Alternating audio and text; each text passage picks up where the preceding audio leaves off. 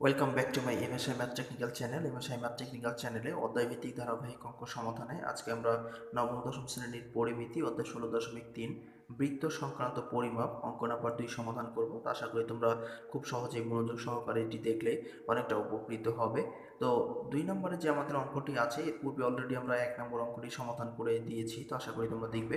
তো 2 নম্বরে প্রতি মিনিটে 66 মিটার বেগে 1.5 মিনিটে একটি ঘোড়া একটি মাঠ ঘুরে এলো, ওই মাঠের ব্যাস নির্ণয় করো। তো মাঠের ব্যাসটি আমরা নির্ণয় করতে হবে।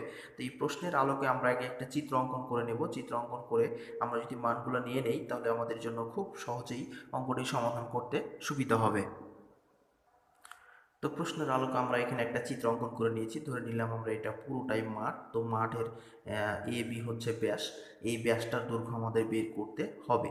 তো আমরা এখানে ধরে নিয়েছি এখানে 1 মিনিটে বা 1 মিনিটে যায় 66 মিটার। আমরা প্রশ্নে পেয়েছিলাম যে 1 মিনিটে যাচ্ছে 66 মিটার বেগে।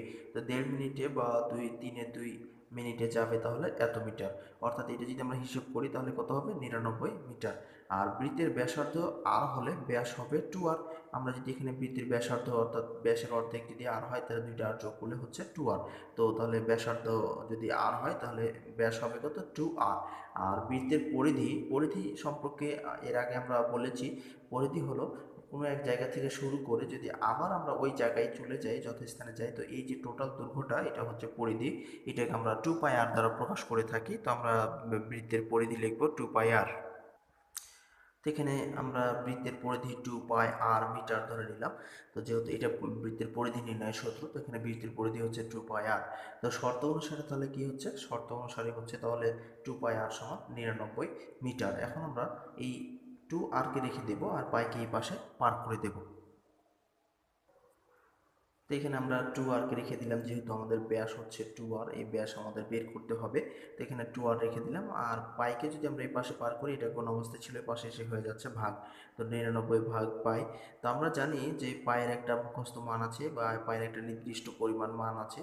তো ওটা আমরা লিখে দিয়েছি এখানে 99 ভাগ পায়ের মান হচ্ছে 3.1416। এটা হচ্ছে পায়ের নির্দিষ্ট একটি মান। তো 99কে 3.1416 দিয়ে যদি আমরা ভাগ করি তাহলে পাবো 31.512 মিটার প্রায়। এটি হয়ে যাচ্ছে আমাদের ব্যাস। তো আশা করি তোমরা খুব সহজে এটি বুঝতে পেরেছো। তো ধন্যবাদ এতক্ষণ ধৈর্য সহকারে ভিডিওটি দেখার জন্য। যদি তোমরা কিঞ্চিত পরিমাণ উপকৃত হয়ে থাকো তাহলে আশা করি তোমরা ভিডিওতে একটি লাইক দিয়ে কমেন্ট বক্সে তোমাদের মতামত জানিয়ে চ্যানেলটি সাবস্ক্রাইব করে না থাকলে সাবস্ক্রাইব করে সবার মাঝে শেয়ার করবে। তোমার ধৈর্য সহকারে এতক্ষণ সাথে থাকার জন্য তোমাদের অসংখ্য ধন্যবাদ।